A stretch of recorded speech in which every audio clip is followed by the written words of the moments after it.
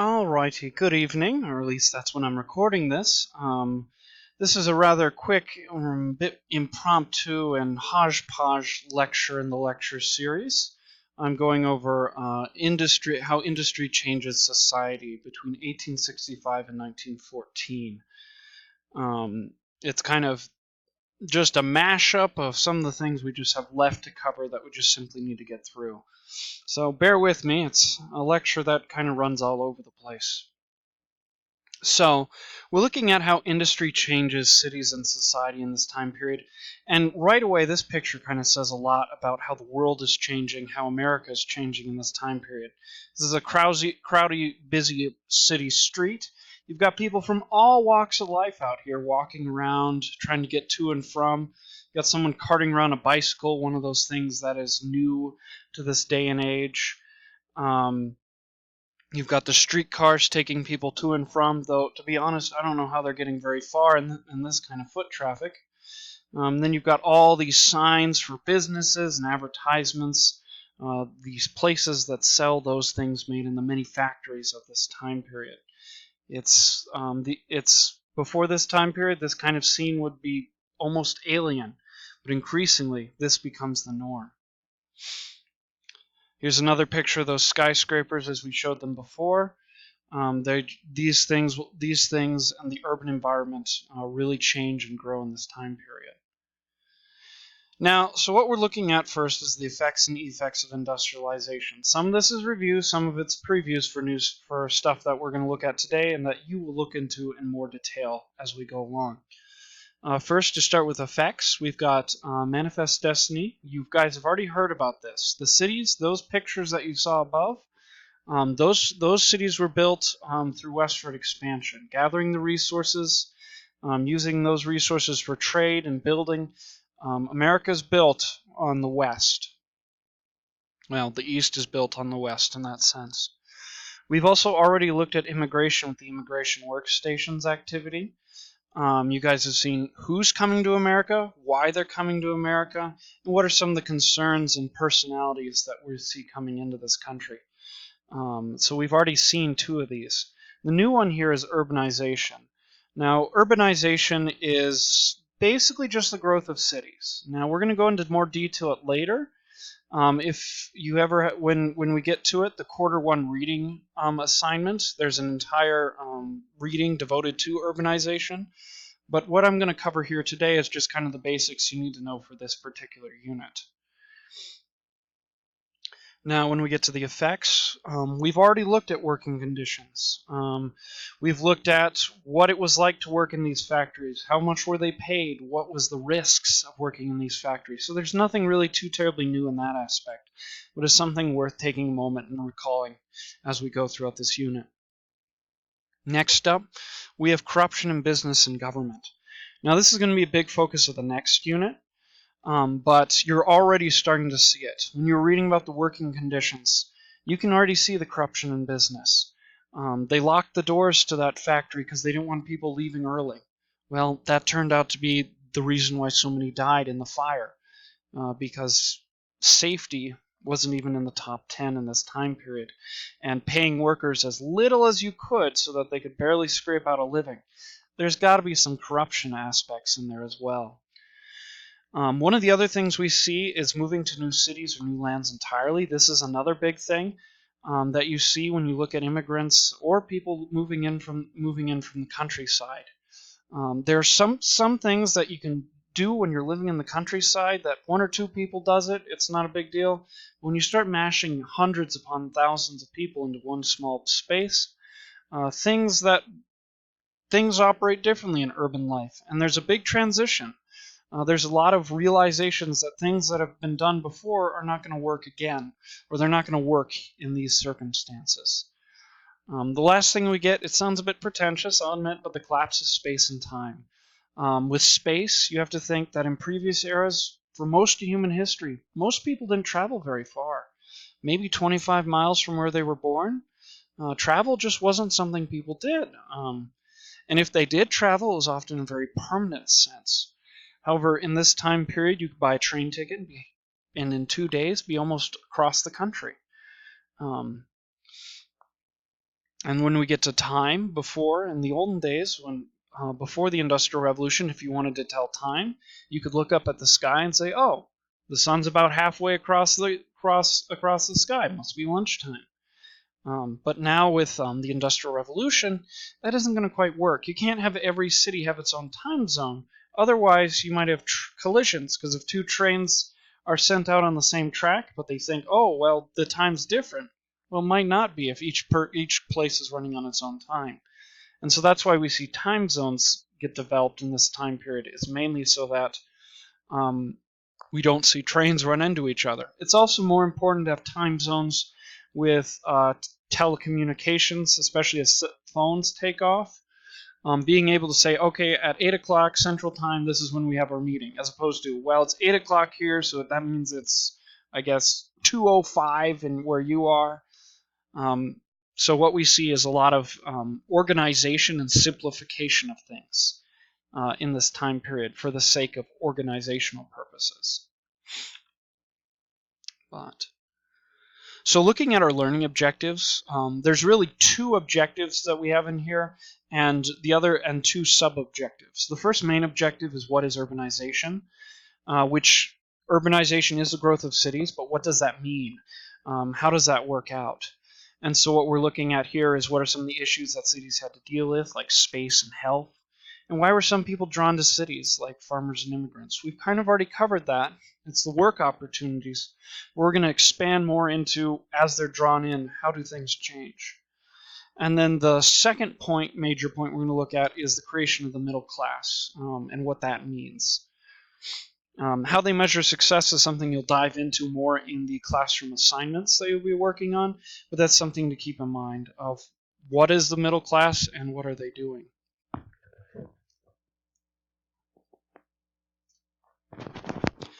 Now I'm going to be honest, a lot of the key terms are copy and pasted from the previous lecture. There's a few new ones, but overall it's mostly familiar things. We've got urbanization, rural to urban migrants, skyscrapers, mass transit's also important as well. The main thing you need to know about mass transit is public transit. Mass transit is the idea of moving lots of people from one place to the other. This is subways, trains, later on buses. And basically the idea of mass transit is it makes getting around more efficient in cities. It allows people to live away from where they work and commute to work. There's some talk of technology, the different technologies involved. But that is it for this survey course on U.S. History 2. Your main goal is to understand mass transit is important to cities in the way that it allows lots of people to be moved very efficiently. Suburbs is something you'll get into in the readings. Tenements and cholera will be discussed in this lecture, but in more detail. So first off, Americans migrate to cities. What we're looking at here, this big block of paragraph, all it really is saying is that the transition from farms to cities is a huge transition. For students around me, imagine the world, most of America is like the city of Wall. Well, maybe they don't know of Wall Drug. But the point is, very small towns. Most people in America before 1900, before 1860, they were living in small towns. You would walk down the street and you'd realize, oh, I know that person. I know that person. I know that person's backstory. You knew pretty much everyone you saw in the town. You had personal relationships with them, even if it was just a passing, oh, hey, I know I'm friends with one of your relatives. And so that's one of the things we see.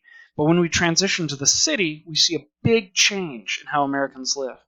In the big city, you're going to walk down the street and you'll see people that you've never seen before. In these big cities like New York, you might hear 10 different languages just walking down the street, one of which is the one you speak. You're going to walk by people that you have no clue who they are, you have no clue where they're going, and you might never see them again. They're just another person in an unknown crowd. America kind of transitions from this very personal, very close, very small social world to a massive social world that is framed by economic transactions and very few interactions with a lot of strangers around you. And this is going to create a lot of changes in how people see the world and how people live. It's kind of hard to imagine that sense when you first go there. But I always think this friend I had in college, he literally seemed to know everybody on the college campus. I went to a really pretty small school. And when we were walking around, he would say, hi Tommy, hi Joe, hi Bonnie, hi Sally. It's like he knew everybody. But when people went into big cities, it's completely different. You're walking through the street and you're like, I don't know this person. I don't want to look at this person. I don't want to deal with this person. Give me a wide berth. It's completely different. But that was weird. I guess one of my monitors disconnected. This video I kind of made at the last minute. Anyways, but you're seeing a lot of changes in this time period. With what social interaction looks like. Now, you all have seen this map already, and urbanization, for the most part, when we're talking about it for the Industrial Revolution for this unit, we're talking about predominantly in the Northeast. New York, the DC areas, we see some growth, but in this area. There is later growth in this area with the invention of the automobile and the mass production of automobiles. Henry Ford, this is the next sector that gets urbanization later on. And those of you who are thinking, oh, well, California is pretty heavily urbanized. Why is that? Well, California will start heavily urbanizing during and after World War II. The California that we know today is really kicked off after the Second World War. No, during and after. So just to keep in mind. Meanwhile, over here, you're just not seeing much urbanization. If you're thinking about in this time period, it wasn't until the 1870s that white settlers were really starting to settle in western South Dakota in any significance. But no, so a lot of these trends are going to be kind of far off the places you might go visit for people around me, for people in the area where I teach. Anyways, rolling on through. Now, when I said this lecture is all over the place, it's kind of at the last minute. It kind of is. What we've got here is when we're talking about differences between workers and rural people, one of the things we're going to see is urban people start to accumulate more money on average. Part of this comes from if you work on a farm. If you've ever worked on a farm, you might get paid a bit in cash. But you might also be given like a bushel of apples or part of the harvest as part of your pay. Whereas those factory workers, they're being paid purely in cash. And so they're going to have money because they're not going to be paid partially in different goods. They're going to be paid in cash. And that's going to make a big difference.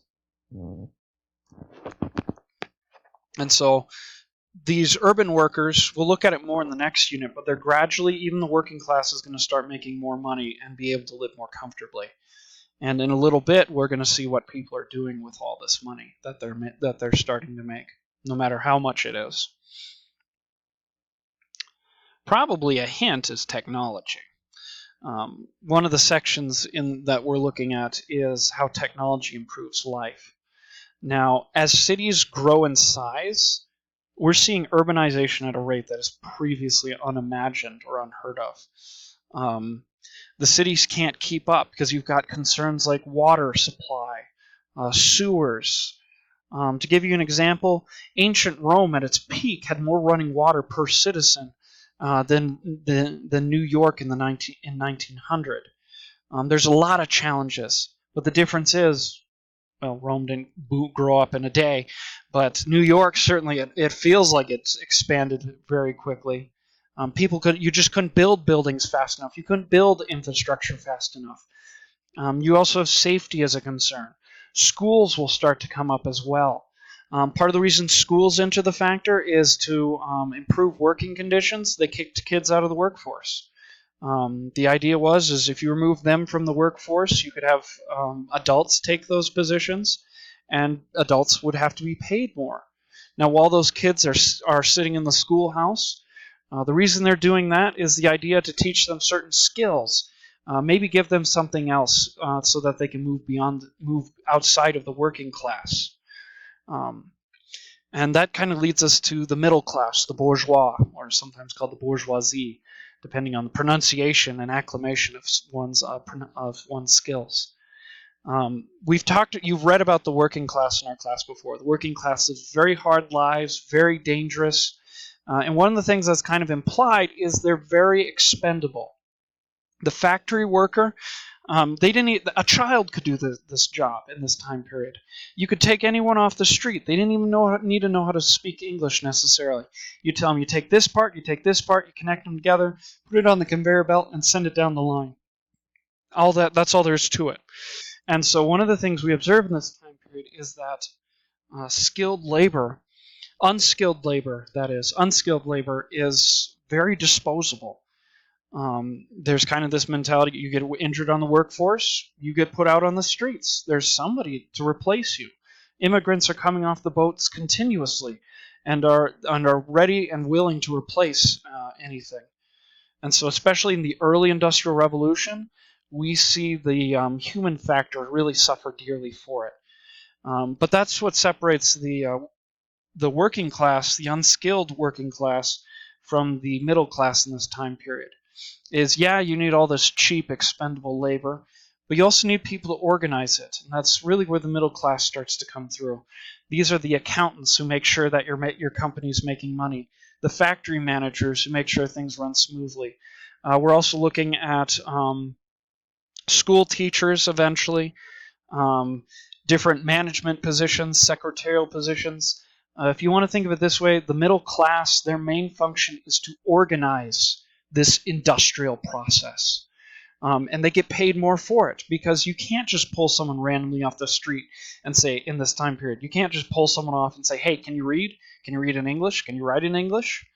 Can you speak clearly and be able to communicate over like a telephone? That comes along later. You just can't pull these kind of people that can do complicated math. And so the middle class has usually a skill set that makes them a bit harder to replace. And in the way our capitalist society is set up, these harder to replace positions they get paid more. And so they're going to have more money as well. So everyone in these cities, it's a struggle, but you start seeing some people are making a bit more money, some people are making a lot more money. And it really depends on one's position and perceived relative worth. It's kind of like with social Darwinism, what we talked about the other day. But no. Now I have this chart about mass transit. The main thing in here is you understand that transit has developed and improved over time. That's the basic idea of this chart. Electricity also kicks in there too, but I'll talk about that in... actually, I can talk about that now.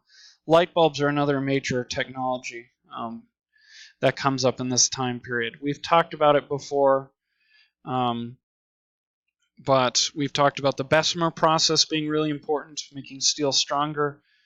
We've talked about telecommunications, whether it's the telegraph, or the telephone. These things as well basically make it so that you can do more complicated communication. And electricity plays a role as well. The light bulb allows people to work longer hours into the day, and it changes the way people live. Studies even show it changes the way people sleep.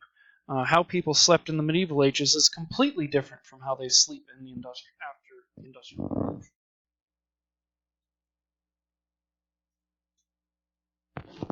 But the main goal here is understand that mass transit systems improve, become more specialized, and electricity plays a role as well. And the light bulb, lightens things up. Now let's talk about the urban issues. I've already warned you that these cities are growing very fast and almost uncontrolled practically. As you know, there's a lot of these workers who, this may be the land of opportunity, but in these big cities, if you get injured, you're out of work. Some people, they don't have the connections to get into the workforce. They get off the boat and they don't have the connections in the country already. And so we see a lot of overcrowding, we see a lot of poverty. We also see a high crime rate in this time period in the big cities. In fact, fun fact, New York City was more dangerous than Dodge City. Dodge City where the OK Corral shootout was. Um, Dodge City might have a few deaths from gun violence every year, but in New York, it wasn't uncommon for 5 deaths a week via in the big city of New York on average. These big cities just had a lot more crime.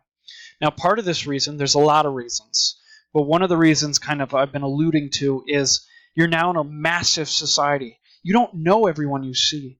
It's a lot easier to commit crimes against people that you can disassociate with, where it's like, oh, I'm never going to see this person again, or I have no clue who this person is. Whereas in a small town, a really small community, tight-knit community, people are going to be like, hey, I know who you are.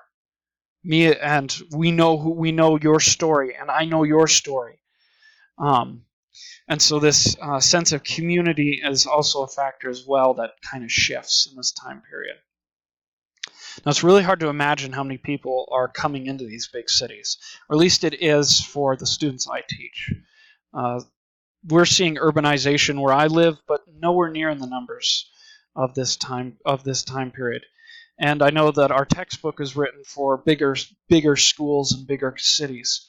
But for the students I work with, it's worth noting that in a New York neighborhood, you could have 700 people to an acre. There are people sitting in the classroom that their families live on 10 acre lots, and there might be 5 of them in a family or less. And so it's really hard to imagine. Invite all the people you know, and then let them invite a bunch of people. And mash them all into your house. Get rid of the yardage around you. That's kind of how I explain it to the students. But it's in many cases it's way more people. It's tons of people. It's in numbers that we who live out here in the West just don't have as much of a vision. But no, so there's a lot of different problems, and if you're interested and you have access to the online textbook, I do recommend checking out under 9.5, the 3D tenement house tour.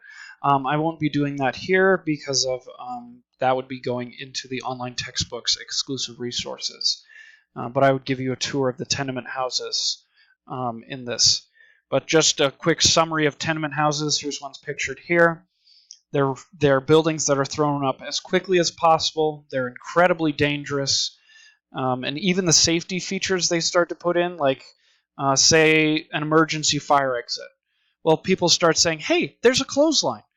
Well, now you've got a bunch of stuff to trip over when you're trying to evacuate from a building. Or air shafts. They were put in with good intentions. The idea was to better ventilate a building, but some people saw, ooh, trash chute. Up to this point, how you disposed of trash is you buried it out in the backyard or threw it out a window. And the air vent was seen as a more convenient location, I guess. It also meant it was a fire trap. So if you get the chance, go into more detail and do the 3D tour. If you're just watching this video and you're not affiliated with my class, first off, welcome. I didn't expect to see anyone else here. Anyways, one of the things we see in this overcrowding is we see the outbreaks of cholera. Now, what cholera is it's a kind of bacteria thing that comes from mixing your sewage water with your drinking water. You mix these two together, you get cholera. Cholera gives you kind of dysentery. It's not very pleasant. You can look up the exact details on your own, but essentially the problem is when you get dysentery, you get dehydrated. Well, how do you treat dehydration? You drink water. Oh, wait, the water has cholera in it. It's a vicious cycle. There's a story of the guy who discovered cholera and how cholera spread. I believe is in London. And one of the problems he ran into is he figured out, oh, this is where it's coming from. So he puts up a sign, don't drink from this particular well. It's contaminated. Well, the problem is not everyone speaks English, or not everyone can read. So they just see a sign and they keep filling up. We take it for granted, but there's a lot of scientific understandings in this time period that people just didn't have. So the guy removed the pump from the common communal well. Somebody put a new one on as soon as they could. The only way he could get this physician, I believe, could get people to stop drinking water from a contaminated well is to remove the pump and put bricks over it. I guess no one had a jackhammer, but that's one of the challenges you run into in these big cities. People aren't used to living in these larger numbers in close proximity. And when this happens, not only do you have these disease problems, but you have like the air vent case where people are doing things that it's not a good idea or that's not what it's intended to do. But if you're not used to living in cities, then it's an adaptation thing you're running into. Anyways, all this kind of leaves a bit of a bitter taste in your mouth. You're thinking, oh, wow, this is kind of a grim and dark time. You also have to keep in mind that this is a period of rapid growth. The Industrial Revolution brings lots of prosperity. The middle class, those people, they've been lifted up. They're living good. They're buying the bicycles, as you saw the picture. This is when America will dramatically expand after westward expansion. We'll actually take on the Spanish Empire and destroy them. We'll look at that in the imperialism unit. This is the industrializing America that when World War I comes around, World War II comes around, America's ready. And it's in this time period that America sets up for the prosperity that follows the Second World War. Because once we started industrializing, sure, the rest of the world did, but we got to keep a lot of the benefits that happened and survive the world wars because of our location. But all this is things to come or in development. Mark Twain, he wrote a number of books. Might even be allowed to read some of them in English classes. Mark Twain wrote called this era of the Gilded Age, which you can kind of think of it. He uses the analogy of an apple kind of spray painted with gold. I like to think of it as a pile of trash spray painted with gold kind of mentality. Essentially, yeah, it's gold plated, but underneath is a rotten core.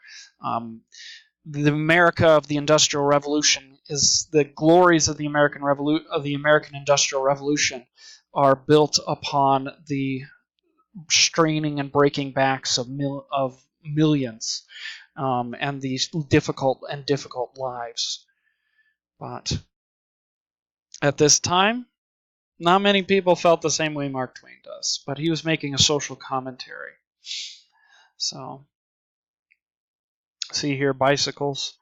Now, I've been talking a bit about people making a little bit of extra money, and it's kind of worth mentioning that we get something called mass culture. For all practical intents and purposes, mass culture is just pop culture. As people make more money, you move beyond subsistence, and you start, instead of asking, "What am I going to eat tomorrow? How am I going to find a place to stay?" People begin saying, "Okay, tomorrow's secure. How can I enjoy my life? How can I make my life more comfortable?"